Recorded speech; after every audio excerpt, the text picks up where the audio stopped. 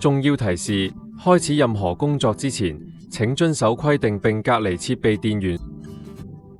鬆開前蓋，以作清潔冷凍機組線圈，確保電器元件喺清潔過程中唔會淋濕。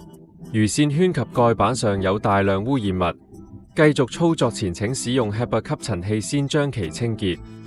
用溫水將 AerisGuard 室內盤管清洗劑以1:20嘅比例稀釋，分解生物性殘留物並安全地攻擊及清除所有有機沉積物。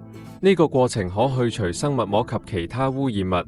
將已稀釋嘅清潔劑均勻塗抹喺整個線圈表面，並靜置15至20分鐘，以消化生物膜及污染物。AerisGuard 室內盤管清洗劑無腐蝕性，而且完全可生物降解。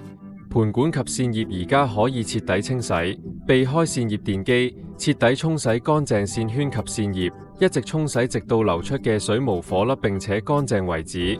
當煤正在積極清潔同時，使用 AerisGuard 表面清潔消毒劑開始清潔外殼及內部表面，將 AerisGuard 表面清潔消毒劑均勻噴灑喺表面並擦拭乾淨。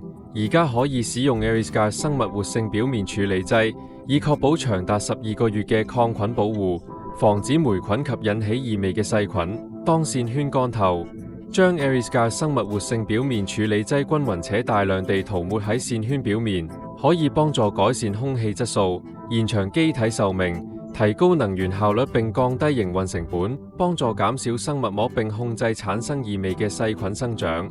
將 AerisGuard 多枚冷凝水盤片劑放入排水盤，確保佢唔會喺排水管附近。完成後，你可以重新安裝所有線葉及清潔時拆除嘅面板。